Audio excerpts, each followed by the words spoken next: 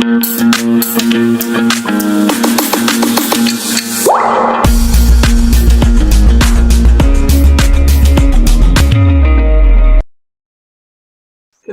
the paper of the Rashtriya Middle School held recently in 2022. So I will help you in the giving the answer key of the students. तो आप अपना check कर सकते हैं paper कि आपका paper कैसा रहा, एंड आई होप सो कि आपका पेपर बहुत अच्छा रहा होगा, because many of the questions we have discuss in the class. So the first question is,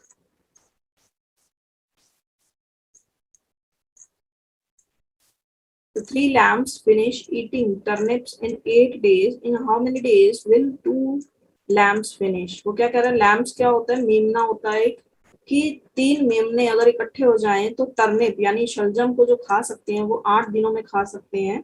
आपको क्या बताना है, how many days will 2 lambs finish them, कि अगर हम 2 लैम्स हों तो उसको कितने टाइम में फिनिश कर लेंगे. तो options are 6, 8, 10 and 12. We have done the formula of time and work. M1 D1 is equal to M2 D2, means number of men जो है कितने number of days में वो वर्क को कर सकते हैं. तो यहाँ पे 3 लैम्प्स हैं तो M1 की वैल्यू 3 पुट कर सकते हैं. So D1, how many days are there? 8 days are there and 2 lamps are there in second case. So you have to find out the number of days. तो D2 की value आपको find out करनी है, means 3 multiplied by 8 divide by 2. 2 1 जा 2, 2 4 जा 8, तो 3 4 जा कितना हो जाएगा 12, यानी 12 नंबर ऑफ डेज में वो क्या कर लेंगे, लैम्प्स जो है वो 2 लैम्प्स उसको फिनिश कर लेंगे. क्लियर. चलिए let us move to the next question. Question number 102 is, the common factor of 2a square b4c square 8a4b cube c4 and 6a cube b4c square. आपको बेटा कॉमन फैक्टर फाइंड आउट करने हैं. तो common में हम क्या find out कर सकते हैं कि जो वैल्यू इन दोनों में होनी चाहिए, मतलब minimum value present find out करनी है. तो देखिए यहाँ पे 2 है, यहाँ पे 8 है, यहाँ पे 6 है. We can take out the common 2, तो कॉमन ले सकते हैं.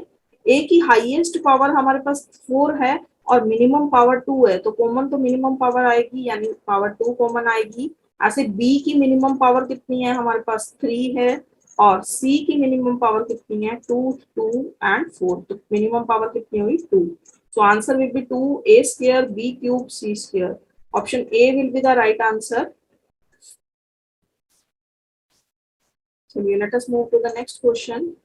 The value of 0.645 into 0.645 plus 2 into this plus 355 0.355. This is the identity. बेटा आपको ये क्या दिख रहा है, यहाँ से आइडेंटिटी है किस चीज की, कोई भी वैल्यू जो है वो रिपीट हो रही है, means this will be the A. तो A multiply by A, that is A square plus 2 into यही सेम वैल्यू हमारे पास यहाँ पे एग्जिस्ट कर रही है, ये वाली वैल्यू यहाँ पे एग्जिस्ट कर रही है. तो मीन्स यहाँ पे कौन सी आइडेंटिटी का यूज हो रहा है, 2 टाइम्स एक वैल्यू आ रही है, फिर 2 टाइम्स एक वैल्यू आ रही है. तो क्लास में भी डिस्कस कर रखी है हमने ये identity, a square plus 2 multiply a multiply b plus B square. So this is the identity of a plus b whole square.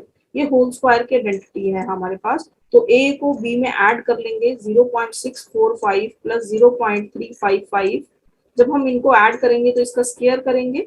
Add करने के बाद हमारे पास आएगा 5 प्लस 5 0, 5 प्लस 5 4, 9 प्लस 1 10 एंड 6 और 3 कितना होता है 9, 9 प्लस 1 10. तो हमारे पास कितना आ जाएगा यहाँ से 1.00. तो 1.000 जो भी आएगा यहाँ से, तो मीन्स उसकी वैल्यू क्या है 1 है, तो 1 का स्क्वायर किसके इक्वल होता है 1 के ही इक्वल होता है. So option A will be the right answer. चलिए let us move to the next question 104. कह रहा है कि if x square minus x minus 42 is equal to x plus k into x plus 6, then find the value of k. के की value आपको find out करनी है यहाँ से. तो इसके बेटा हम फैक्टर्स बना सकते हैं. ये हमारी क्वाड्रेटिक इक्वेशन है, इसके फैक्टर्स बनाएंगे, मीन दोनों को मल्टीप्लाई करने से हमारे पास माइनस 42 आना चाहिए और प्लस और माइनस करने से माइनस एक्स आना चाहिए. तो ऐसे फैक्टर्स हमें फाइंड आउट करने होंगे. तो इसके फैक्टर्स बनेंगे x square minus 7x plus 6x, because मेरे को माइनस का साइन चाहिए यहाँ पे. तो 7 मल्टीप्लाई पर जो 6 होता है वो 42 होता है, बट हमें माइनस का साइन भी चाहिए. तो we have to keep it in mind कि किसके आगे हमें माइनस लगाना है. तो 7 के आगे हम माइनस प्लेस करेंगे and minus 42 will be here. So we will take out common x from here, x minus 7 plus यहाँ से हम कॉमन लेंगे 6, तो अंदर आ जाएगा हमारे पास x minus 7. So we can take out x minus 7 common from here, तो x minus 7, the rest will be equal to x plus 6. तो हमारे जो दो फैक्टर्स बने हैं वो बने हैं x प्लस 6 और x माइनस 7. बट क्वेश्चन में क्या गिवन था, x प्लस 6 तो एक फैक्टर गिवन है, मतलब यहाँ पे उसने लिखा है x plus k, means k की वैल्यू मेरे को क्या पुट करनी होगी, -7. So D option will be the right answer, 102. D option आएगा 104 क्वेश्चन का. 105 question says that which of the following is obtained by subtracting x square minus y square from y square minus x square. From के बाद वाली चीज में से हमें subtract करना है किसको, x square minus y square को. तो y square minus x square subtract करना है, इसमें से किसको सब्ट्रैक्ट करना है, x square minus y square को. तो we will keep all the values in the bracket, because sign बेटा चेंज होंगे तो आपका जो चांसेस है कि यहाँ पे आपसे मिस्टेक हो सकती है. So I have put all these values in the brackets. तो ब्रैकेट ओपन करेंगे, minus x square minus minus कितना हो जाएगा, plus y square.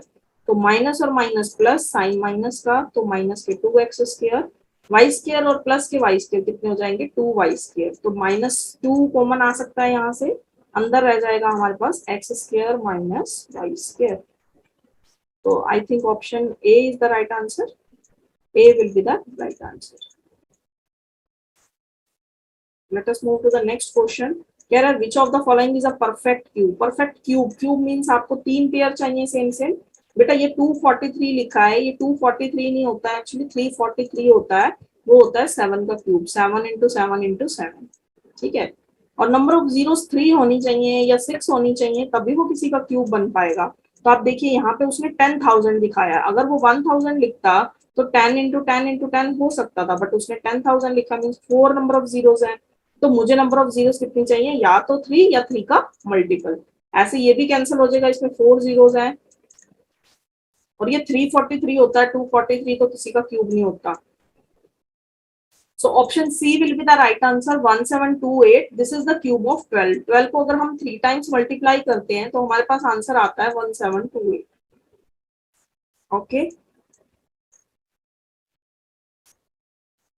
Next question is, if a circle having diameter 10 centimeter has a chord of 8 centimeter, then the distance of the chord from center is. बेटा इसके लिए हमारे पास एक formula होता है डिस्टेंस फ्रॉम कोड निकालने के लिए. तो जो लेंथ ऑफ कोड होती है वो किसके इक्वल होती है, लेंथ ऑफ कोड is equal to half into, sorry half कह रही है यहाँ पे, √2 आएगा यहाँ पे. लेंथ ऑफ कोड जो होती है वो किसके इक्वल होती है, 2 into √r square minus D square. D होता है उसका डिस्टेंस कि वो कोड से कितना दूर है. ठीक है.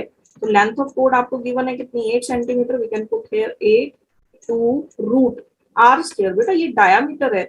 डायामीटर क्या होता है, हमारा पूरा सर्कल, ये वाली चीज हमारा डायमीटर है, बट हमें रेडियस फाइंड आउट करना है. तो सेंटर से लेके बाउंड्री तक का जो डिस्टेंस होता है वो रेडियस होता है. मीन्स अगर डायमीटर को 2 से डिवाइड कर दें तो मुझे r मिल जाएगा. तो 10 को 2 से डिवाइड करेंगे हमें क्या मिलेगा, 5. मीन्स रेडियस हो जाएगा 5. और डिस्टेंस आपको निकालना है कोड फ्रॉम द सेंटर, तो d पुट कर सकते हैं उसको. और ये वाला जो 2 है ये हमारे पास डिनोमिनेटर में आ जाएगा यहाँ से कट होके. तो 8 divide by 2 is equal to √5 square minus d square. तो 2 1 जा 2, 2 4 जा 8. तो 4 is equal to √5 square minus d square. आप इससे अगर √रूट रिमूव करोगे तो उधर जाके क्या लग जाएगा, इसका स्क्वायर बन जाएगा. तो 4 का स्क्वायर कितना होता है हमारे पास, 16. तो 16 is equal to 25 minus d square. जो माइनस का d स्क्वायर है उसको आप लेफ्ट हैंड साइड पे ले जाइए, it will get positive. And 16 जो है इधर माइनस में हो जाएगा. तो 25 माइनस 16 कितना आ जाएगा, 9. सो डी स्क्वायर की वैल्यू बेटा 9 आई है. तो डी कितना होगा, हमसे तो डिस्टेंस पूछा है, तो उसका √, that is 3 centimetre. Option C will be the right answer. 3 centimetre distance होगा कोड का सेंटर से. कोड क्या होती है बेटा, जो एक सर्कल को 2 पॉइंट्स पर कट करती है लाइन, वो कोड होती है. ठीक है. और डायामीटर जो होती है वो longest code of the circle होती है. सबसे बड़ी कोड जो एक सर्कल के अंदर ड्रॉ की जा सकती है, ये क्वेश्चन भी आ जाता है कहीं ना कहीं पेपर में, दैट इज डायामीटर. उसने पूछा है नेक्स्ट क्वेश्चन में x minus two is not a factor of which polynomial, वो कह रहा है कौन सा ऐसा पॉलिनोमियल है जिसका फैक्टर x माइनस टू नहीं है। तो हम x माइनस टू को इक्वल टू 0 पुट कर देंगे, तो यहाँ से x की वैल्यू कितनी आ जाएगी 2। मीन्स मैं सारे पॉलिनोमियल्स में x की वैल्यू 2 पुट करके देखूंगी, जिससे वो 0 बन जाएगा वो उसका फैक्टर होता है, जिसपे 0 नहीं बनेगा वो फैक्टर नहीं होता। तो x square minus 4x plus 4 है, तो x की वैल्यू 2 पुट करेंगे, 2 का स्क्वायर 4 माइनस 4 इंटू 2 प्लस 4, तो 4 प्लस 4 माइनस 8, ये तो 0 बन गया।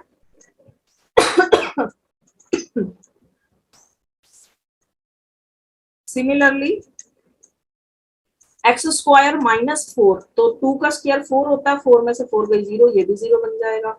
एक्स की स्क्वायर 2 का स्क्वायर 4, 4 माइनस 2 5 जा 10 प्लस 6, 4 प्लस 6 10, 10 में से 10 गई 0, ये भी 0 बन रहा है। 2 का स्क्वायर 4 माइनस 4 2 जा 8, तो 4 माइनस 8 तो माइनस 4 आएगा ना, 0 तो नहीं बनेगा। तो ये सारे 0 बन रहे हैं, ऑप्शन एक्सक्लूडिंग द बी। तो B will be the right answer कि x माइनस टू जो है इस फैक्टर का पॉलिनोमियल नहीं है।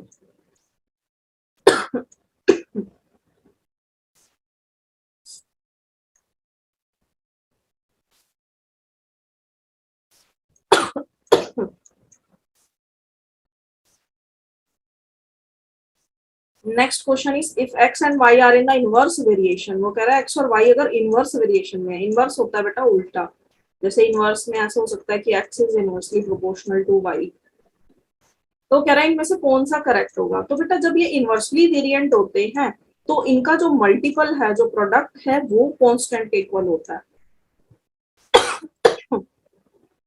क्योंकि अगर ये इनवर्स वेरिएशन में है तो x जो है वो 1/y के इक्वल हो सकता है यहाँ से, और इनवर्सली प्रोपोर्शनल होगा किसके, y के। तो जब ये इनवर्सली वेरिएंट होते हैं तो दोनों का प्रोडक्ट जो है वो कांस्टेंट के इक्वल होता है, तो x into y will be equal to constant.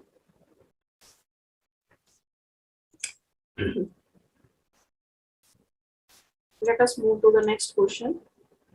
Multiplicative identity for rational number is, जो मल्टीप्लीकेटिव आइडेंटिटी होती है वो क्या कहती है कि हम किस नंबर से इसको मल्टीप्लाई करें सच दैट हमारे पास सेम नंबर आए। तो रेशनल नंबर क्या होते हैं, जो कि p अपॉन क्यू की फॉर्म में लिखे जा सकते हैं। जैसे 2/3 है, इसको मैं किससे मल्टीप्लाई करूं कि मुझे वापस 2/3 मिले, तो 1 से मल्टीप्लाई करना होगा। तो मल्टीप्लीकेटिव आइडेंटिटी वही होती है कि आइडेंटिटी का मतलब होता है सेम, सेम नंबर हमें मिले, तो यही नंबर सेम मिलेगा, किससे मल्टीप्लाई करूं, 1 से। B option will be the right answer. Largest number of three consecutive number is x plus 1, then find the smallest number. Consecutive number कौन से होते हैं, लगातार जो चल रहे हैं, और हमें लार्जेस्ट अगर x plus 1 दिया है तो मतलब बाकी के इससे छोटे होंगे, तो इससे पिछले वाला नंबर हमारा x हो सकता है, और then previous number x minus 1। आपको क्या बोला, largest of three consecutive number is x plus 1, then the smallest is, तो सबसे छोटा कौन सा होगा, x minus 1। तो B option is the right answer. चलिए नेक्स्ट क्वेश्चन है हमारे पास, how many sides does a regular polygon have if the measure of an exterior angle is 25 degree. एक रेगुलर पॉलीगन, पॉलीगन क्या होता है बेटा, पॉलीगन, गन मींस होता है साइड्स, पॉली मींस मैनी, एक ऐसा फिगर जिसकी काफी सारी साइड्स हो, मैनी साइड्स हो, उसको हम क्या बोलते हैं, पॉलीगन बोलते हैं। और रेगुलर पॉलीगन क्या होता है, जिसके जो एंगल्स हैं उसका सम जो है 360 डिग्री के इक्वल होता है। तो एक्सटीरियर एंगल का मेजर आपको 24 डिग्री दे रखा है, तो नंबर ऑफ साइड्स निकालनी है, यानी n निकालना है आपको। तो n will be equal to 360 degree divide by measure of exterior angle. तो एक्सटीरियर एंगल हमारा 24 डिग्री का है, इससे डिवाइड कर लेंगे, तो आई थिंक ये 6 से डिवाइड होगा, 6 4 जा 24, 6 6 जा 36, then again we will divide it by 4, we will get 15। तो ऐसा पॉलीगन जिसके एक्सटीरियर एंगल जो है 24 डिग्री के इक्वल है, उसकी नंबर ऑफ साइड्स कितनी होंगी, 15 साइड्स होंगी। C option will be the right answer. Next देखिए हमारे पास क्वेश्चन आया, रेगुलर पॉलीगन जो है वो n साइड्स का है, तो इंटरनल एंगल किसके इक्वल होता है, how many internal angles will be there. ऐसे ही देखिए पॉलीगन पे कितने क्वेश्चंस आए हैं हमारे पास, तो 2n राइट एंगल्स होते हैं इसके अंदर अगर एक पॉलीगन जो है वो n साइड्स का होता है।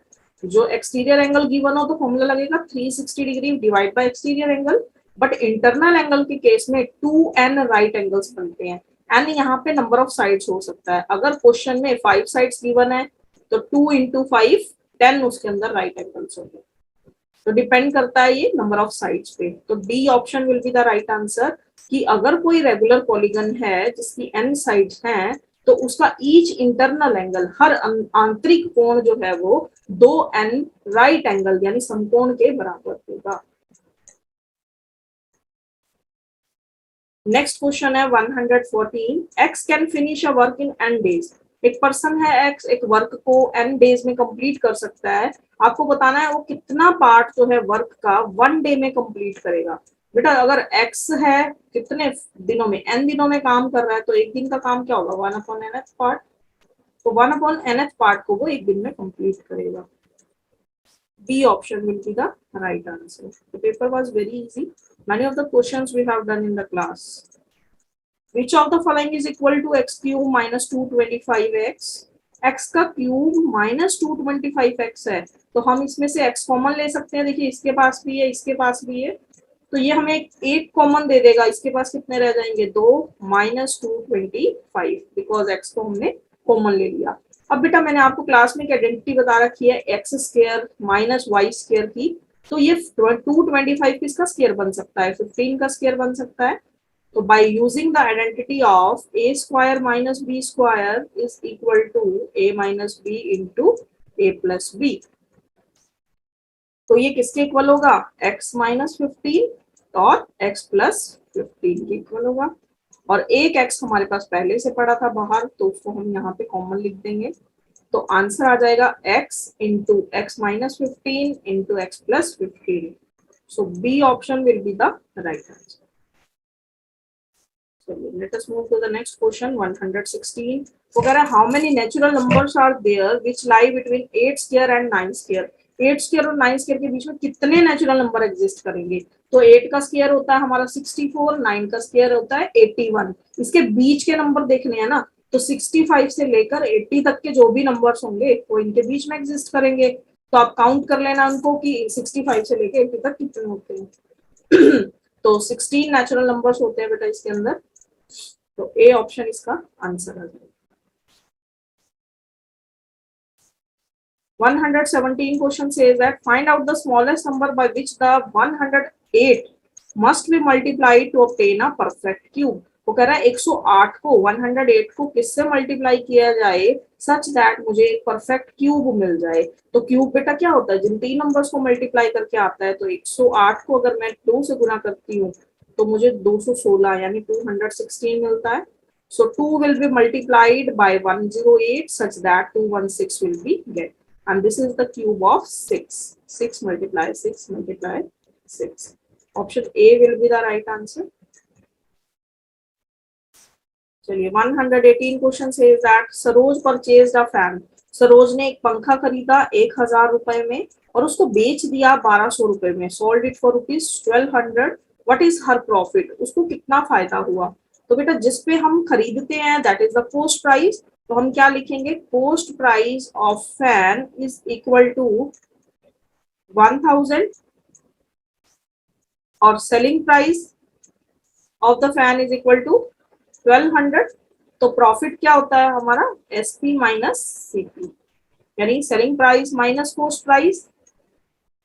तो 1200 का बेचा और 1000 में खरीदा तो प्रॉफिट कितने का हो रहा है 200 रुपीज का प्रॉफिट हो रहा है उसको। तो C option will be the right answer.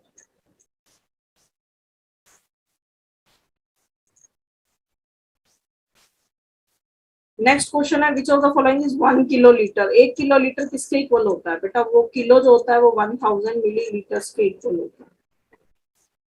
A option right answer आ जाएगा इसका। 120 question says that two identical cubes each of total surface area is equal to 6 centimeters square are joined end to end. Which of the following is the total surface area of the cuboid so formed? वो कह रहा है कि हमने दो छोटे छोटे cubes को आपस में मिला दिया और उन क्यूब्स को मिलाने से मुझे एक बड़ा क्यूबॉइड मिलता है। तो क्यूबॉइड जो मिलेगा मुझे क्या बताना है कि उसका टोटल सरफेस एरिया कितना होगा। ठीक है, तो total surface area of cube तो हमें दे रखा है कितना, 6 centimetre square.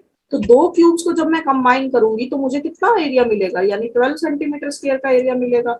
When two cubes are joint, हम इसको ऐसे लिख सकते हैं कि total surface area of two cubes will be equal to 2 multiply 6, that is 12 centimetre square. अगर मैं इस क्यूब की साइड्स की बात करूं तो क्यूब में 6 साइड्स होती हैं, तो अगर एक फेस का एरिया की बात करें तो एक फेस का एरिया क्या होगा, 12 से डिवाइड करना पड़ेगा। तो area of one face will be equal to 1 centimetre square. लेकिन जब हम दो क्यूब्स को इकट्ठे कंबाइन करेंगे तो हम क्या लिखेंगे, when two cubes are combined, या क्लब्ड लिख सकते हैं हम, क्लब्ड टुगेदर। क्लब्ड एक वर्ड है जो कि फिगर्स को पॉइंट ज्वाइन करने के लिए यूज किया जाता है। तो हम लिखेंगे यहाँ पे when two cubes are clubbed together then the total surface area will be, क्या होगा बेटा, जब दो फिगर्स को आपस में कंबाइन करेंगे तो जो दो हिडन सरफेस होंगे, जब हम क्यूब्स को कंबाइन करेंगे तो दो जो हिडन सरफेस होते हैं वो आपस में क्या होंगे, छुप जाएंगे, वो एक दूसरे के ऊपर आ जाएंगे, तो उनको मुझे माइनस करना होगा। तो then total surface area will be equal to 12 centimetre square. जो दो आएंगे उनको माइनस करना होगा, तो 2 सेंटीमीटर स्क्वायर को माइनस करना होगा, तो जाके क्या बनेगा, एक क्यूबॉइड बनेगा।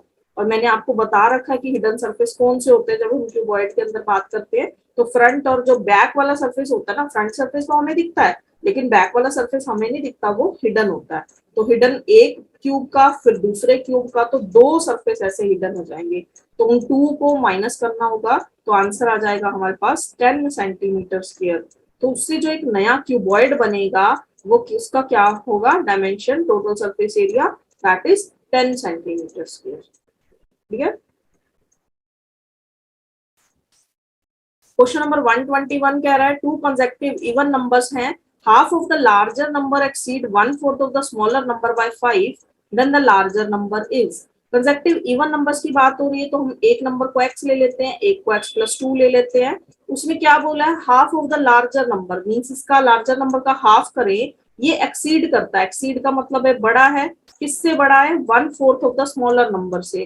तो 1/4 ऑफ द स्मॉलर नंबर हमने x सपोज किया था, कितना बड़ा है, 5 बड़ा है, तो इसकी इक्वेशन बन जाएगी, यहाँ से हम x की वैल्यू फाइंड आउट कर लेंगे।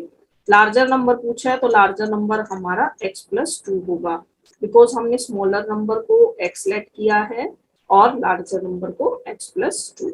एलसीएम ले लेंगे, 4 एलसीएम आएगा तो 2 से मल्टीप्लाई करेंगे, 2x+4 minus x will be equal to 2x and 5। तो 2x+4 minus x upon 4 is equal to 5, cross multiply करेंगे तो 2x में से x चला गया, बचा कितना, x+4 is equal to 20। x कितना आएगा, 20 minus 4 that is equal to 16। But x जो है 16 आया, वो मेरा स्मॉलर नंबर था, मैंने स्मॉलर नंबर 16+2 कितना हो जाएगा, 18। तो हमसे लार्जर नंबर पूछा है तो 18 will be the right answer, B option.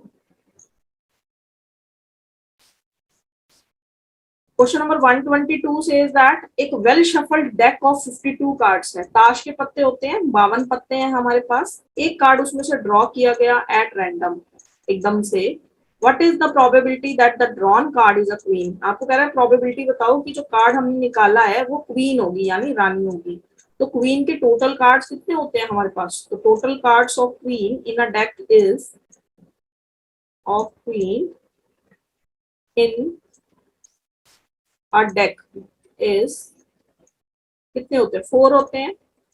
तो टोटल कार्ड्स कितने होते हैं, 52 बता रखा है वो तो प्रोबेबिलिटी क्या होती है, favourable outcome divide by possible outcome. तो 4 ऊपर रखेंगे, टोटल आउटकम फॉर 52 है, तो 4 बन जा 4, 4 13 जा 52, तो 1/13 will be the right answer, option C. Clear. चलिए 123 क्वेश्चन। 123 क्वेश्चन में क्या कह रहा है, sum of the two consecutive numbers is 71। वो कह रहा है हमारे पास दो कॉन्सेक्यूटिव नंबर दे रखे हैं जिनका सम जो है वो 71 है, उनमें से एक नंबर जो है वो सब x है, तो दूसरा नंबर आपको निकालना है। कोई भी कंसेक्टिव नंबर हो सकते हैं, तो x और x+1 सपोज कर लेते हैं। उनका जो सम है वो 71 है, तो x+1 इज इक्वल टू 71। एक नंबर x है, दूसरा निकालना है, यानी x+1 वाला निकालना है। ठीक है, तो आप लिख सकते हैं यहाँ पे x+x+ according to the question x+x+1 is equal to 71। तो ये आएगा 2x+1 इज इक्वल टू 71। तो 2x is equal to 71 minus 1 that is 70। अगर 2x 70 है तो x कितना होगा 35। 70 को डिवाइड कर देंगे 2 से। एक नंबर तो उन्होंने बोला ही था ना कि x है, मीन्स x वाला उसने बता रखा है। हमें निकालना कौन सा है, अदर नंबर फाइंड आउट करना है, यानी x+1। तो 35 + 1 कितना हो जाएगा 36। तो C option will be the right answer. वो कह रहा है how old will I be after 10 years if my age before 10 year was x years। वो कह रहा है मैं आज से 10 साल बाद कितना होऊंगा अगर 10 साल पहले मेरी एज x years थी। तो हम क्या लिखेंगे यहाँ पे, before 10 years the age was, my age was, तो before 10 years my age was कितनी थी x years। अब प्रेजेंट एज क्या होगी, 10 साल पहले अगर मैं x साल का था तो आज कितना होगा x+10।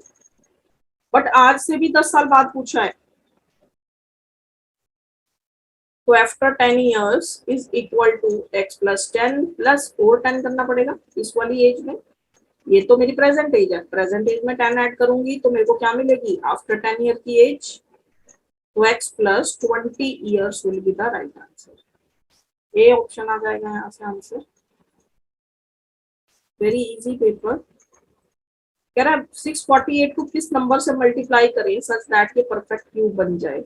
तो बेटा कुछ मिस होगा उसके अंदर, उसी को मल्टीप्लाई करना होगा। तो हम फैक्टर बना के देख लेते हैं इसके। 2 से डिवाइड करेंगे, 2 3 जा 6, 2 2 जा 4 एंड 2 4 जा 8। अगेन 2 से करेंगे, 2 1 जा 2, 2 6 जा 12, 2 2 जा 4। देन 2 से करेंगे, 2 8 जा 16, 2 1 जा 2। अब 2 से डिवाइड नहीं होगा, 3 से कर लो, 3 2 जा 6 एंड 3 7 जा, फिर 3 9 जा, 3 3 जा एंड 3 1 जा। तो हम फैक्टर्स लिख लेंगे यहाँ पे, 2 into 2 into 2, then 3 into 3 into 3 into 3। तो कह रहा है परफेक्ट क्यूब बनाना है। तो बेटा क्यूब के केस में हमारे को 3 3 के पेयरिंग चाहिए होती है। तो 3 का पेयर मिल गया, 3 का पेयर मिल गया, लेकिन अकेला बचा है 3। इसको पेयर बनाने के लिए मुझे 2 3 और चाहिए। 2 3 मीन्स मुझे 9 is required. So 9 will be multiplied to get a perfect cube. Option C is the right answer. Question number 125. एक कार जो है वो 2 घंटे लेती है एक डेस्टिनेशन पे पहुंचने के लिए bye travelling with the speed of 60 kilometre per our. वो कह रहा है एक कार जो है वो 60 किलोमीटर प्रति घंटा की स्पीड से चले तो 2 घंटे लेती है। How long will it take while travelling at 80 kilometre per hour. अगर 80 किलोमीटर पर आवर की स्पीड से जाए तो कितना टाइम लगेगा। तो बेटा हमें फर्स्टली अभी have to find out the distance. तो डिस्टेंस का फॉर्मूला होता है हमारे पास स्पीड मल्टीप्लाई बाय टाइम। तो स्पीड कितनी गिवन है 60 किलोमीटर पर आवर और टाइम कितना गिवन है 2 hours. From here we can find out the distance that is equal to 120 kilometre. अब इसी सेम डिस्टेंस को मुझे 80 किलोमीटर पर आवर की स्पीड से चलना है, सेम डिस्टेंस को 80 किलोमीटर पर आवर की स्पीड से। तो हमें निकालना क्या है टाइम। टाइम का फॉर्मूला होता है डिस्टेंस अपॉन स्पीड। डिस्टेंस 120 है, स्पीड कितनी है 80, 0 से 0 कट हुआ, 4 2 जा 8, 4 3 जा 12, 3/2, 1.5 आवर आ जाएगा। तो option A will be the right answer, 1 hour and 30 minutes। Because 60 minutes का 1 आवर होता है तो हाफ में 30 मिनट्स। ये भी बहुत इजी क्वेश्चन है, हमने क्लास में कर रखा है। Find the single discount equivalent to the two successive discounts of 20% and 10%। वो कह रहा है 2 डिस्काउंट अलग अलग दे रखे हैं कस्टमर के लिए, अट्रैक्ट करने के लिए दिया होता है बेटा 20% डिस्काउंट प्लस 10%। कई बार मॉल में जाते हैं शॉपिंग करने लिखा होता है ना 20% डिस्काउंट प्लस 10%। बेटा अगर उन्होंने 30% ही डिस्काउंट देना था तो उन्होंने 30% क्यों नहीं लिख दिया उसके ऊपर, अलग अलग से डिवाइड करके क्यों लिखा इसको। बिकॉज वो जो सेकंड डिस्काउंट देते हैं 10% का, वो डिस्काउंटेड प्राइस पे होता है। जो पहले डिस्काउंट मिल गया फिर उसके ऊपर मिलेगा, ठीक है। तो ऐसे कभी भी मॉल में जाना है तो अपना डिस्काउंट पहले कैलकुलेट कर लेना है। इसको देखने से तो ऐसा लग रहा है 30% डिस्काउंट मिल रहा है, लेकिन रियलिटी में नहीं मिलेगा। तो इसके लिए हमने एक फॉर्मूला लर्न कर रखा है, हमारे पास एक शॉर्ट ट्रिक है, सक्सेसिव डिस्काउंट बोलते हैं इसको। सक्सेसिव डिस्काउंट का फॉर्मूला होता है -a - b प्लस, यहाँ पे माइनस इंटू माइनस प्लस हो जाएगा, AB/100। तो पहला डिस्काउंट कितने का है, डिस्काउंट दे रहा है इसलिए माइनस करेगा ना प्राइस को, तो माइनस साइन लगा रहे हैं। -20, अगली बार -10, फिर माइनस इंटू माइनस प्लस, 20 को 10 से मल्टीप्लाई किया 200 डिवाइड बाय 100, डबल जीरो से double zero cancel, minus minus plus, sign minus का तो -30 आएगा यहाँ से, +2 यानी -28। तो 28% का डिस्काउंट मिलेगा। माइनस साइन शो करता है कि डिस्काउंट मिल रहा है। नेक्स्ट क्वेश्चन है हमारे पास, the difference of the squares of two consecutive number in 15। Greater number आपको x गिवन है, स्मॉलर नंबर निकालना है। Squares of two consecutive number, तो एक ग्रेटर नंबर को आपने उन्होंने x मान रखा है, तो उससे जो स्मॉलेस्ट नंबर हम x-1 मान लेंगे। Let us suppose that the smaller number is x-1 and higher number is x। इनका स्क्वायर करेंगे तो कंसेक्यूटिव नंबर का डिफरेंस, सॉरी बोला है, तो डिफरेंस किसके इक्वल आएगा, ग्रेटर में से ही तो स्मॉलर को माइनस करेंगे ना। तो x का स्क्वायर माइनस x-1 का स्क्वायर किसके इक्वल आएगा, 15 के इक्वल आएगा। तो x स्क्वायर, यहाँ पे फॉर्मूला ओपन कर लेंगे, आइडेंटिटी बन रही है ये a-b स्क्वायर की, a square plus b square -2 into a into b होता है। तो फॉर्मूला ओपन करेंगे जब ब्रैकेट, -x स्क्वायर -1 -2x है, जब ये ब्रैकेट ओपन होगी तो +2x बन जाएगा। तो एक x स्क्वायर प्लस का एक माइनस का कैंसिल हो जाएंगे, तो 2x-1 जो है वो 15 के इक्वल आ जाएगा। 2x-1 जो है 15 के इक्वल, तो 2x किसके इक्वल, 15 + 1 यानी 16, x किसके इक्वल आ जाएगा, 8 के। और सेकेंड नंबर जो स्मॉलर आएगा वो 8-1 यानी 7। देखो उसने क्या रखा है कि ग्रेटर नंबर जो है वो x है, मतलब 8 की वैल्यू बता रखी है, स्मॉलर नंबर निकालना है। तो स्मॉलर नंबर यानी आपको x-1 निकालना है। तो 7 आएगा इसका answer, D option will be the right answer. बेटा कई बार जो स्टेटमेंट है वो कंफ्यूज करती है आपको, तो ध्यान से अपना केयरफुली चेक करके उसके बाद ही आंसर लगाया करो। Which of the parallelogram has sides equal and diagonal bisect each other at right angle?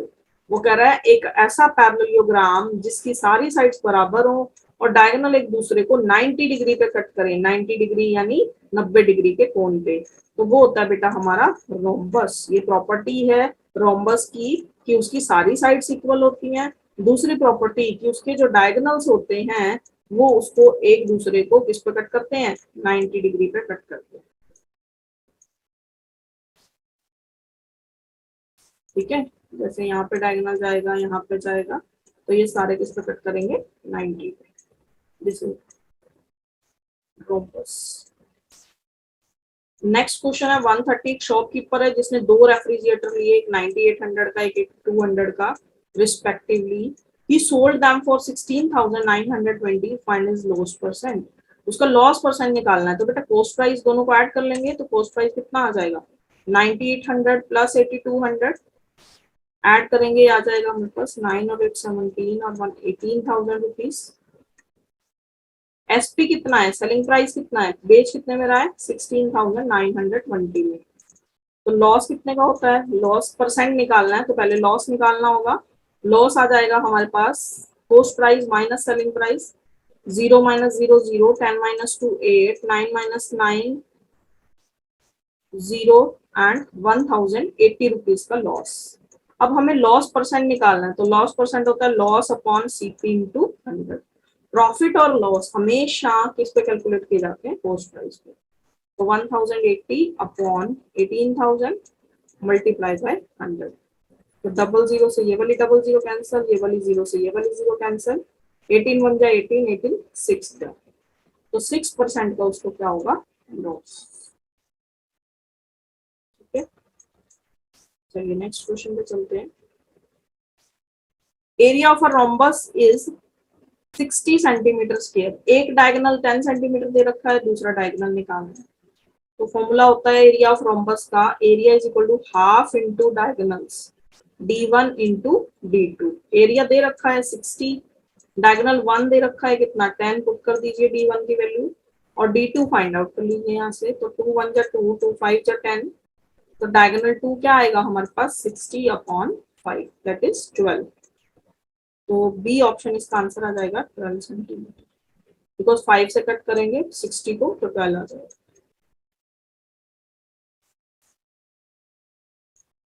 Next question है आपके पास 503600 को रिप्रेजेंट करना है, कैसे रिप्रेजेंट कर सकते हैं? देखिए 5036 इंटू 10⁻⁵ लिख सकते हैं। तो बेटा इसको सॉल्व करके देख लेते हैं। जब पॉइंट रिमूव करेंगे तो नीचे कितने जीरोस लगेंगे? 3, 1 2 3 डिजिट्स हैं इसके बाद, और ये कितने जीरोस हैं? 5। 3 जीरोस यहाँ पे एक माइनस हो जाएंगे ऊपर जाके, तो 5036 इंटू 5 माइनस 3 2, यानी 10⁻², 2 जीरोस, तो 503600। तो देखिए मुझे यही बनाना था, तो ए ऑप्शन ही सही है इसका। हिट एंड ट्रायल मेथड से यूज कर रहे हैं हम इसमें, ऑप्शन चेक करके। Next question is mark price of an article is 10% more than the cost price. If discount of 10% is allowed, then which of the following is right? तो कह रहा है अगर मार्क प्राइस एक आर्टिकल का 10% बढ़ा दिया जाए उसके कोस्ट प्राइस से, मतलब जितने की खरीद के लाए थे उसको प्राइस बढ़ा दिए जाए, तो बेटा हमें नहीं पता कोस्ट प्राइस, हम लेट कर लेते हैं 100 रुपीज। तो मार्क प्राइस उसको 10% बढ़ा दिया तो 100 का 10% 10 हो जाएगा, तो मार्क प्राइस कितना हो जाएगा? 110। अब डिस्काउंट दे रहा है कितने का? 10% का। तो डिस्काउंट किस पे दिया जाता है? हमेशा मार्क प्राइस पे दिया जाता है, ठीक है। तो डिस्काउंट दे रहा है 10% का, तो 10% किसके इक्वल होता है? फ्रैक्शन टेबल से 1/10 के। तो 1/10 सॉल्व कर लेंगे, कितना आ जाएगा? ₹11, मतलब 11 रुपए का डिस्काउंट मिलेगा। तो सेलिंग प्राइस क्या होता है? मार्क प्राइस माइनस डिस्काउंट, ठीक है। तो मार्क प्राइस 110 है, डिस्काउंट दिया 11 रुपीज का, तो उसको बेचा कितने में? 99 रुपीज में। देखिए 100 की खरीद के लाए, 110 उसके ऊपर प्राइस लिख दिया, फिर डिस्काउंट लगा दिया, फिर बिकी कितने में? 99 में। तो जब हमारा कोस्ट प्राइस ज्यादा होता है सेलिंग प्राइस से, तो हमें पर्सन को क्या होता है? लॉस। तो लॉस का ऑप्शन ढूंढ लेंगे। लॉस कितना हो रहा है? देखिए लॉस होता है हमारा, लॉस परसेंट निकालना है, तो लॉस अपॉन सीपी इंटू 100। तो 100 की वैल्यू 99 में सेल हो रही है, तो 1 रुपीज का लॉस अपॉन 100 इंटू 100, तो 1%। B will be the right answer, 1% loss. चलिए नेक्स्ट क्वेश्चन है हमारा 134। The number of outcomes when a die is thrown. Die होता है बेटा गोटा, जैसे हम लूडो खेलते हैं तो उस पे कितने बने होते हैं? 1 से लेके 6 तक नंबर्स बने होते हैं। तो कह रहा है नंबर ऑफ आउटकम्स कितने होंगे जब एक डाई को थ्रो किया जाएगा? तो डी ऑप्शन इसमें मिस होगा आई थिंक। तो डी ऑप्शन आ जाएगा हमारा, 6 आउटकम्स आएंगे, 1 2 3 4 5 एंड 6। यही नंबर्स आने के चांसेस होते हैं ना, तो वो होते हैं हमारे आउटकम्स। 135 क्वेश्चन है, फैक्टर्स बनाने आपको xy minus a b plus x a minus y b. तो बेटा लाइक टर्म्स को इकट्ठे रख लेंगे, अनलाइक को एक साइड पे। देखिए इसमें y y वाली हम कॉमन ले लेंगे, तो x y minus y b इकट्ठे लिख लेंगे, फिर प्लस का x a minus a b हम एक साथ लिख लेंगे। तो y और y कॉमन है, अंदर रह गया x माइनस बी। इन दोनों में क्या कॉमन आ सकता है? a कॉमन आ सकता है, अंदर बचा x माइनस बी। अब देखिए दोनों में x माइनस बी आ रहा है, तो x माइनस बी बाहर ले सकते हैं कॉमन, अंदर बचेगा y प्लस ए। तो x minus b into y plus a will be the right answer, option A, ठीक है। A option is the right answer. 136 question कह रहा है हमारे पास, Avinash bought an electric iron for ₹1000, sold it a gain of 10%. He sold another electric iron at 5% loss, which was bought for 1500.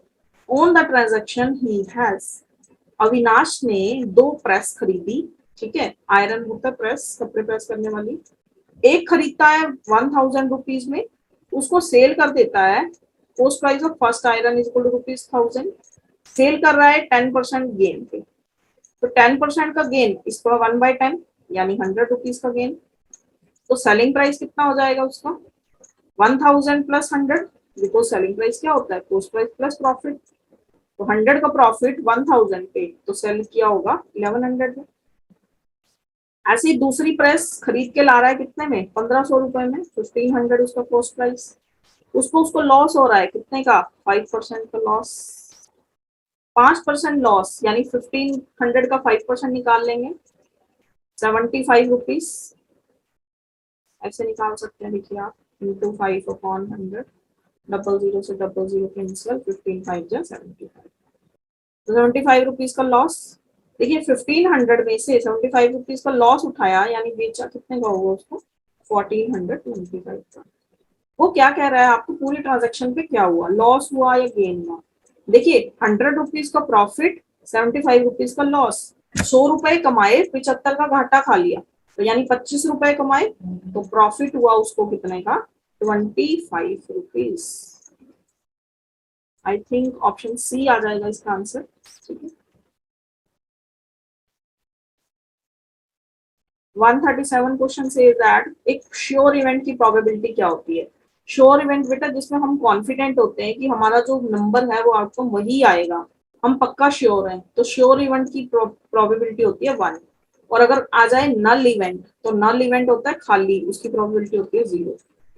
ठीक है जैसे इसमें श्योर की पूछिए, अगर आपसे नल की पूछ ले तो 0 आंसर आता है। प्रोबेबिलिटी कभी भी 0 से कम नहीं होती और 1 से ज्यादा नहीं होती, मतलब 1 और 0 के बीच में लाई करती है। ठीक है 0 से ज्यादा हो सकती है, 1 से कम हो सकती है, 1 हो सकती है, 0 हो सकती है, लेकिन कभी भी 2 3 4 नहीं हो सकती, माइनस में नहीं हो सकती। 138 which of the following is equal to this. बेटा मैंने आपको बता रखा है कि किसी भी वेरिएबल की जो पावर होती है 0 वो किसके इक्वल होती है 1 के इक्वल। तो 100 में से 99 की पावर 0 माइनस करेंगे यानी 1 माइनस करेंगे और उसको मल्टीप्लाई करेंगे 100 से, तो आंसर कितना आएगा। तो 100 माइनस 1 99, 99 को 100 से मल्टीप्लाई किया 9900। सी ऑप्शन आंसर आ जाएगा। 139 क्वेश्चन कह रहा है आप इन पॉइंट्स को ज्वाइन करोगे तो आपको क्या मिलेगा। तो बेटा एक हम बना लेते हैं ग्राफ।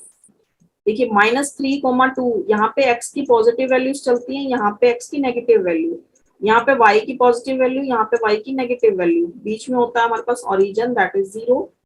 तो 1 2 3 ऐसे ही यहाँ पे आ जाएगा -1 -2 -3, ऊपर आएगा 1 2 3, इधर आएगा -1 -2 -3।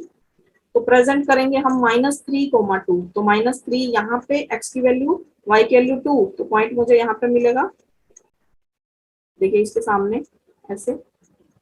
फिर -3, मतलब x की वैल्यू भी -3, y की वैल्यू भी -3, तो पॉइंट नीचे मिलेगा यहाँ पे इसके सामने। फिर x की वैल्यू -3, y की वैल्यू 4, तो x की वैल्यू -3 यहाँ पे आएगी, y की वैल्यू 4 ऊपर जाएगी, तो पॉइंट यहाँ पे मिलेगा। वो कह रहे हैं इनको ज्वाइन करो पॉइंट्स को मैंने ज्वाइन किया, क्या मिला मुझे एक लाइन मिल गई। ये लाइन जो मिली है ये किसके पैरेलल है, देखो ये वाली y एक्सिस थी, तो y एक्सिस के पैरेलल मिली है ना मुझे दूसरी लाइन, तो आंसर आएगा parallel to the y axis. Option A will be the right answer कि मुझे एक स्ट्रेट लाइन मिल रही है, बिल्कुल सीधी लाइन मिल रही है जो कि y एक्सिस के पैरेलल है।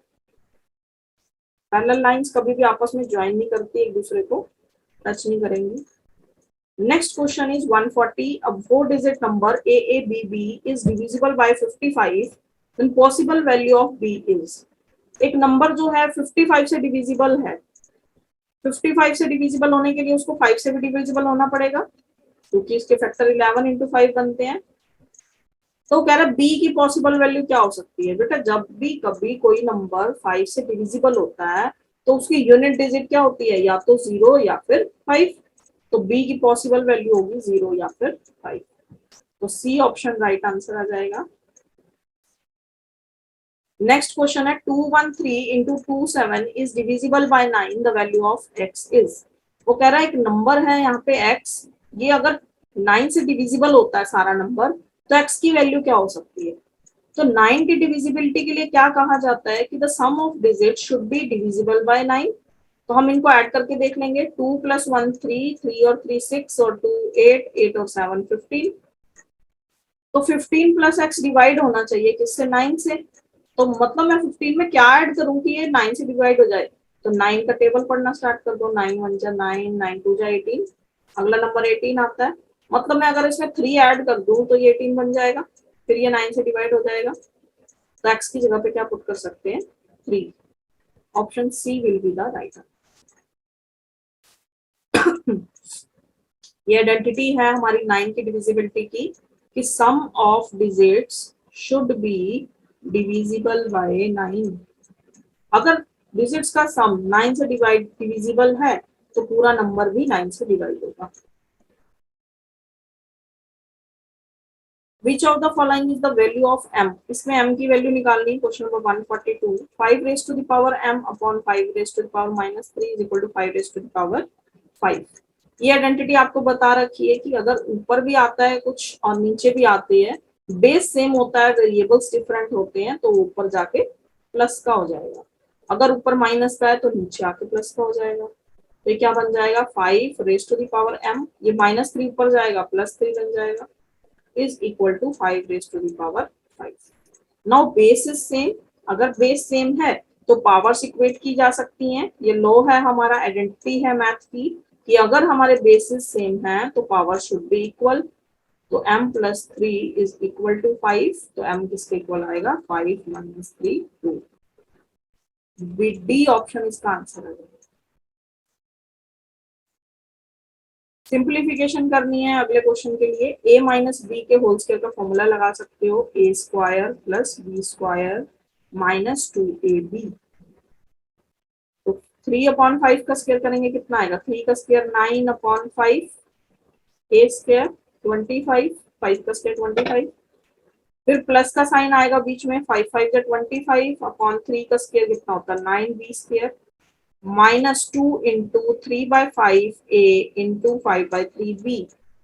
तो 3 से 3 कैंसल, 5 से 5 कैंसल, तो बचा क्या, -2ab, और माइनस एक ये भी ला, ए बी और भी रखा है हमने, तो minus minus plus sign minus है।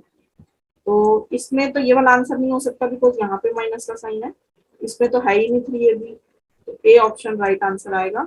9.25 A square plus 25 9b square minus 3ab। 144 question कह रहा है पॉइंट जो है -33 कहाँ होंगे। तो बेटा माइनस के पॉइंट यहीं पे एग्जिस्ट करते हैं, x1 और ये है हमारी y1। ऊपर y के पॉजिटिव आते हैं, राइट साइड पे x के पॉजिटिव, और बीच में आता है 0। तो y डैश यानी -3y का मुझे यहाँ कहीं मिलेगा, 1 2 3, ऐसे ही -1 -2 -3। तो -3 पॉइंट और -3 पॉइंट इन दोनों के सामने यहाँ पे कहीं मुझे एक पॉइंट मिलेगा, ठीक है। -3 -3 का पॉइंट मुझे कहाँ मिलेगा, नीचे। वो कह रहा है ये किसके नजदीक है, एक्स एक्सिस के नजदीक है, वाई के नजदीक है, ओरिजिन के नजदीक है, या फिर दोनों से बराबर। तो बेटा देखो, अगर वाई से देखती हूँ तब भी ये 3 पॉइंट्स दूर है, एक्स से देखती हूँ तब भी 3 पॉइंट्स दूर है, तो इसका आंसर आएगा equidistant from x and y axis. D option will be the right answer. Next question है, two quantities P and Q vary inversely with each other. बेटा सेम क्वेश्चन आ गया, अभी हमने स्टार्टिंग में किया था कि अगर दो वेरिएंट होते हैं और इनवर्सली प्रोपोर्शनल होते हैं तो दोनों का मल्टीप्लिकेशन कांस्टेंट के इक्वल होता है। तो पी एंड क्यू का जो प्रोडक्ट है वो कांस्टेंट के इक्वल होगा, इनवर्स रिलेशन है ना, इनवर्सली प्रोपोर्शनल होंगे। नेक्स्ट क्वेश्चन 146 कह रहा length of each edge of cube is tripled what will be change in its volume. Volume में क्या चेंज आएगा अगर एज ऑफ क्यूब को ट्रिपल कर दिया जाए। तो बेटा क्यूब की एज हम x मान लेते हैं, तो वॉल्यूम क्या होगा, x क्यूब। अगर क्यूब की एज को ट्रिपल कर दिया जाए यानी 3 इंटू एक्स कर दिया जाए तो वॉल्यूम क्या होगा, 3x का क्यूब। तो 3x का क्यूब कितना होगा, 27x क्यूब। मतलब x क्यूब से 27x क्यूब हुआ, कितने टाइम्स हो रहा है, 27 टाइम्स। तो B option will be the right answer. Next question यही है, पॉइंट सेम ज्वाइन करने हैं आपने। जब आप ज्वाइन करोगे तो आपको क्या मिलेगा, तो -1 0,0 को यहाँ पे ज्वाइन करेंगे, -1 और -1 मतलब मुझे यहाँ पे पॉइंट मिलेगा। 3 और 3 को ज्वाइन करेंगे तो 3 यहाँ पे और 3 यहाँ पे, तो पॉइंट यहाँ पे मिलेगा 3,3।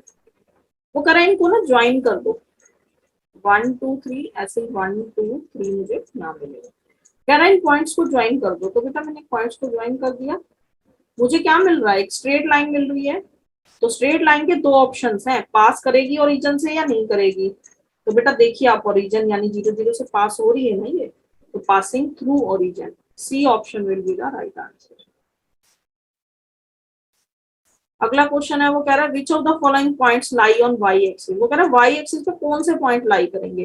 बेटा वाई एक्सिस पे वही पॉइंट लाई करता है जिसके लिए एक्स 0 होना चाहिए। तो पहली कंडीशन ही यही है कि एक्स 0 होगा तभी वाई पे एक्सिस्ट करेगा वो। तो एक्स 0 किस में है, पहले एक्स का पॉइंट होता है फिर वाई का होता है। तो इसमें तो एक्स 0 नहीं है, इसमें भी 0 नहीं है, इसमें भी नहीं है। यहाँ पे देखो एक्स की वैल्यू 0 है, तो सी ऑप्शन आंसर आएगा। Because for lying the point on the X axis the y axis x should be equal to 0। अगर पॉइंट को y एक्सिस पे लाई करना है तो x क्या होना चाहिए, 0 होना चाहिए। नेक्स्ट क्वेश्चन है, which of the following lies between 0 and -1। Number line पढ़ रखी है हमने, ये 0 आता है, इधर -1, इधर पॉजिटिव वैल्यू चलती है। वो कह रहा है कि कौन सा जो नंबर है वो इन दोनों के बीच में लाई करेगा, 0 से -1 के बीच में। तो 0 से -1 के बीच में देखिए 0 तो खुद नहीं लाई करेगा, बीच में तो नहीं आएगा। माइनस का 3 देखिए बहुत दूर है इससे, इसके बीच में तो नहीं आ रहा।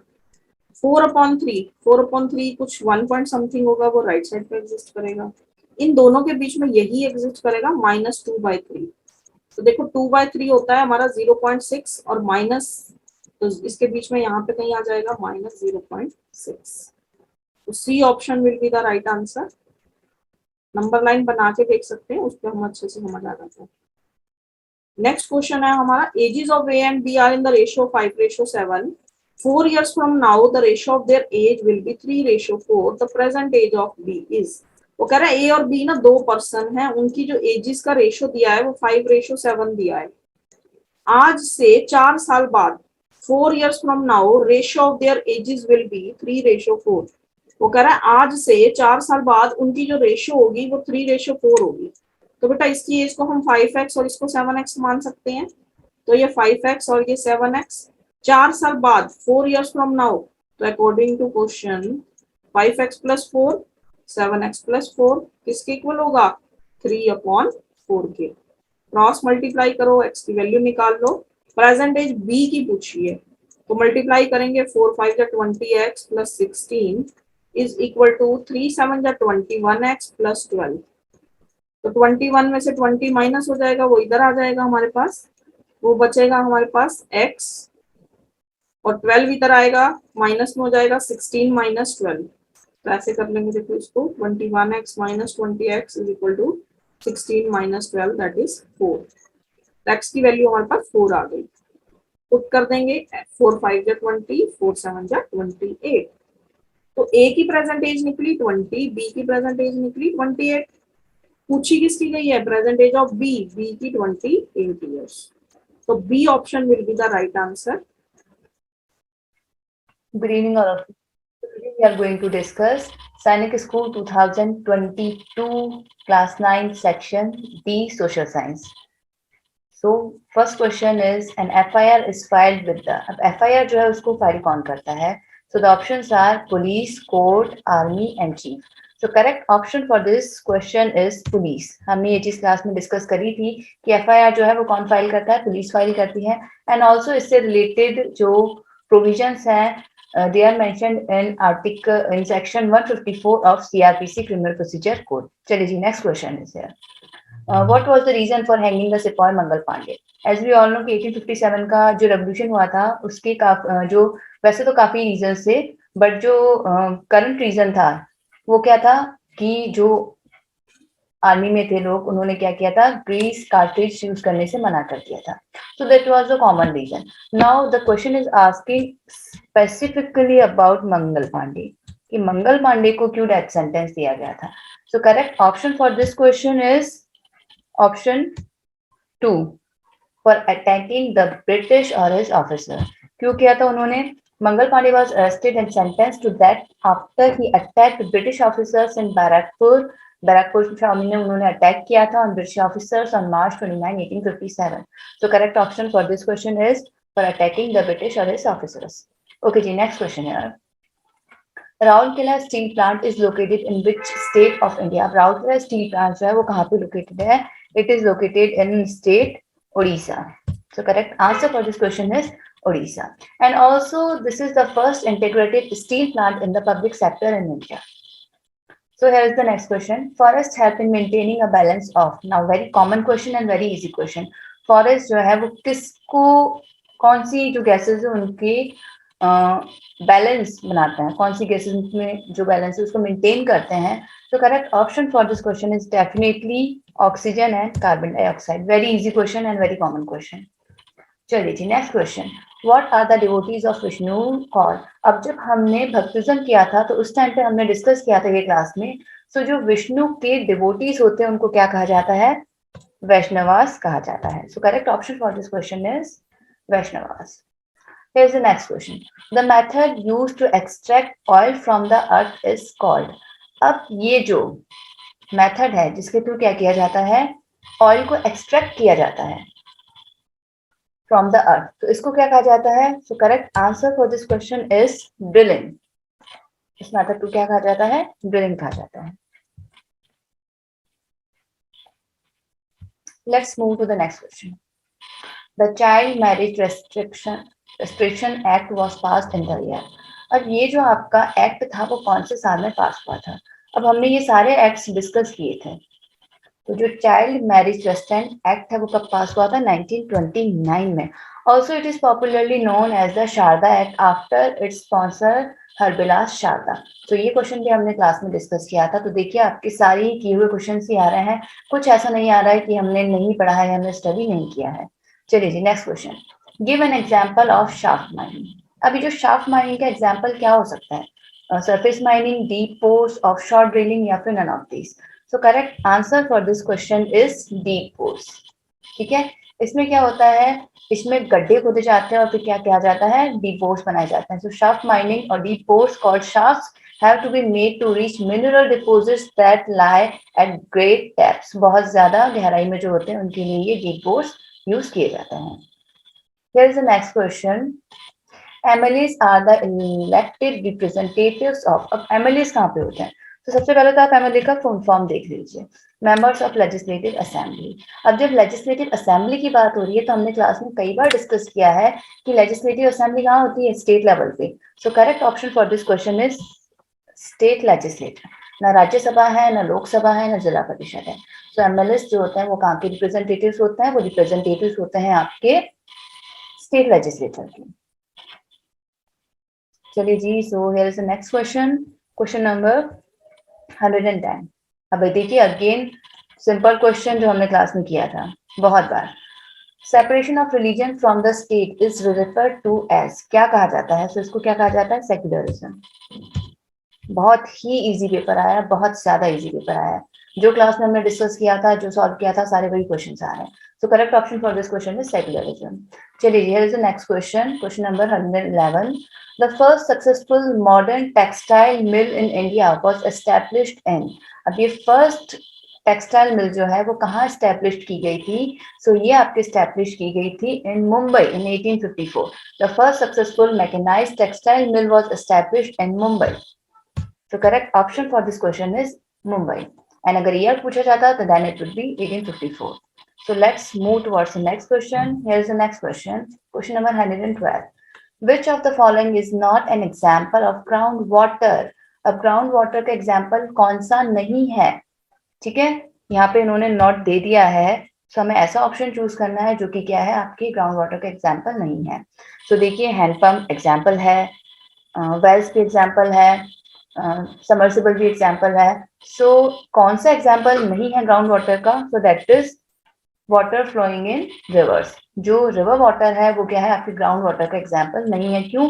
क्योंकि आपके जो हिमालयन रिवर्स है वो तो ग्लेशियर से आ रही है, एंड जो पेनिनसुलर रिवर्स है वो आपकी यूजुअली क्या होती है?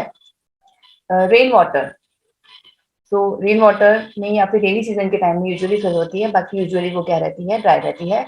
सो हम कहेंगे कि जो water flowing in rivers है, that is not example of groundwater. So correct option is water flowing in the rivers. Next question is the monazite sands of Kerala are rich in. किस में rich है ये? Uranium, thorium, platinum और coal. So correct option for this question is thorium.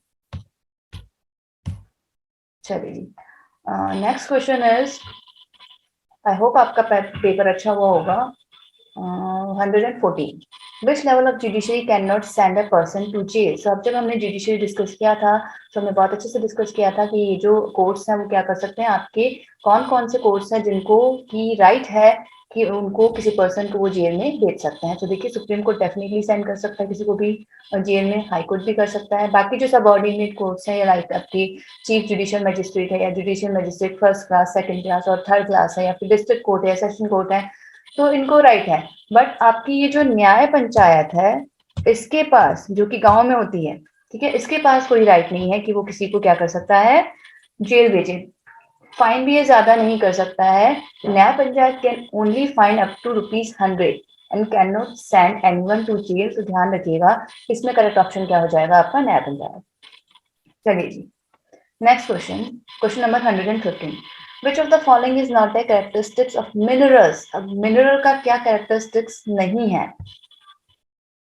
So इसमें आपका है option है they are created by natural process. देखिए अब यहाँ पे नॉट पूछा है, so जो ऑप्शन राइट है हमें उसको चूज ना करके जो ऑप्शन रॉन्ग है हमें उसको चूज करना है. So they are created by natural process, सही है ये answer. They are definite chemical composition, ये भी सही है. They are inexhaustible and their distribution is even. अब देखो यहाँ पे इवन तो हम नहीं कह सकते कि इनका डिस्ट्रीब्यूशन इवन है, सो ये भी थोड़ा सा क्वेश्चन मतलब ऑप्शन रॉन्ग ही है. बट स्टिल जब कई बार ऐसा होता है कि अगर दो ऑप्शन हमें लगता है कि सही है, so we have to choose the most appropriate option. So इसमें से the most appropriate option will be option number 3. They are inexhaustible. नहीं है वो इनएग्जॉस्टिबल, दे आर एग्जॉस्टिबल. वो इजीली रिन्यू नहीं हो रहे हैं. मिनरल्स जो है आपकी इजीली रिन्यू नहीं हो जाते लाइक एयर और water. So correct option for this question is 3. Here is the next question. Again, repeated question. Growing vegetable, flower, foods, and decorative plants for commercial use is known as viticulture, sericulture, horticulture, and pisciculture. So अब इसमें आपका correct option क्या हो जाएगा, horticulture. बाकी यहाँ पे देखिए viticulture जो है वो आपकी ग्रेप्स से रिलेटेड है, pisciculture, breeding of fish, and sericulture, reading of silver. So correct option for this question is horticulture. Next question. Industry which processes raw material obtained from ocean. ठीक है, ओशियन से. सो क्या हो जाएगा, agro based industry, marine based industry, mineral based industry या फिर forest based industry. सो इसमें correct option आपका क्या हो जाएगा, option number 2 marine based industry. देखिए बहुत इजी और कुछ तो एकदम मतलब जनरल नॉलेज के क्वेश्चन आ रहे हैं, कॉमन सेंस के क्वेश्चन आ रहे हैं. जनरल नॉलेज भी नहीं कहूंगी मैं, कॉमन सेंस के क्वेश्चन आ रहे हैं यहाँ पे. चलिए again very common question, repeated question, revised so many time in the class. Which of the following are fundamental rights? अब इसमें से कौन कौन से हमारे फंडामेंटल राइट्स हैं? राइट टू इक्वलिटी डेफिनेटली है हमारे पास में, राइट टू फ्रीडम ये भी है हमारे पास में, राइट अगेंस्ट एक्सप्लॉयटेशन ये भी है हमारे पास में, and all of the above. So इसमें क्या करेक्ट ऑप्शन हो जाएगा आपका, इसमें ऑल ऑफ द अबव हो जाएगा. राइट टू इक्वलिटी आपके आर्टिकल 14 में आ गया, फ्रीडम 19 में आ गया, एक्सप्लॉयटेशन आपके 23 और 24 में आ गया. सो करेक्ट ऑप्शन इसमें क्या हो जाएगा, इसमें हो जाएगा आपका ऑल ऑफ द अबव हो जाएगा. देखिए यहाँ पे मैंने जो है एज इट इज वही स्लाइड पेस्ट कर दी जो हम क्लास में भी डिस्कस कई बार करते हैं. सो करेक्ट ऑप्शन इसमें क्या हो जाएगा, ऑल ऑफ द अबव. चलिए कंटेमिनेटेड वाटर कॉजेस. अब जो कंटेमिनेटेड वाटर है उससे कौन सी डिजीज हो जाती है, सो उससे क्या हो जाएगा, जॉन्डिस हो जाता है. So correct option for this question is jaundice. चलिए next question, who gave the call back to Vedas? Again slogan से रिलेटेड है, बहुत कॉमन क्वेश्चन है. हमने जब रिफॉर्मर्स स्टडी किए थे तब हमने ये क्वेश्चन स्टडी किया है. Raja Rammohan Roy, Tarabai Shinde,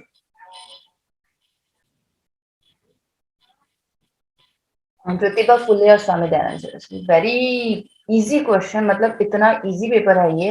who gave the call back to Vedas? ठीक है अगेन रीड कर लेते हैं एक बार. राजा राममोहन राय, ताराबाई शिंदे, ज्योतिबा फुले और Swami Dayanand Saraswati. So we all know back to Vedas का जो स्लोगन है किसने दिया है? स्वामी दयानंद सरस्वती जी ने दिया है.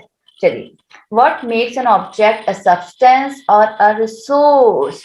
अब जो आपका कोई ऑब्जेक्ट है या कोई सब्सटेंस है, उसको रिसोर्स क्या क्या बनाता है?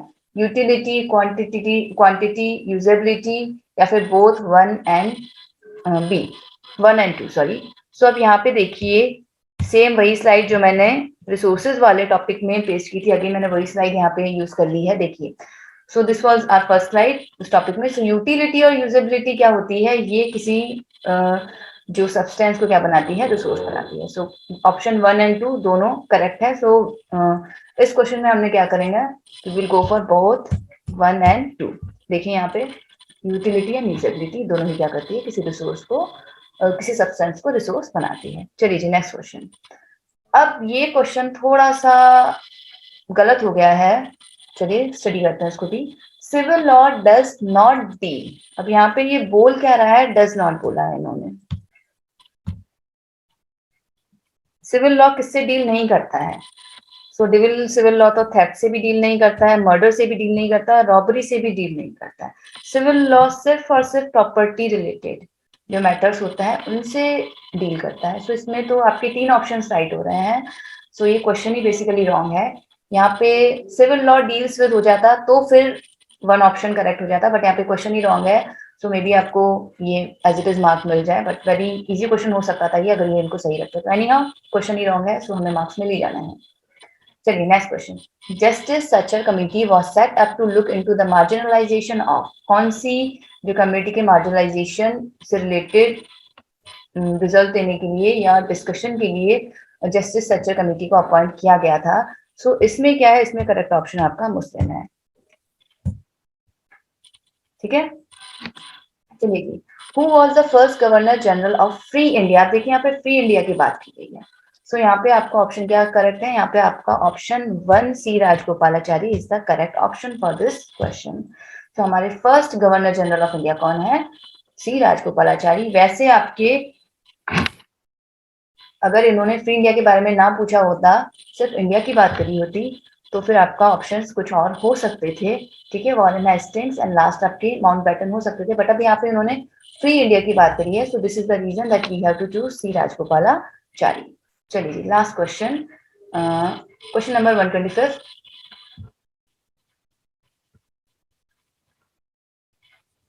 The president appoints members of Rajya Sabha. Again, very common question. President कितने member appoint करता है राज्य सभा? So only 12 members. वो भी वो कौन कौन से members?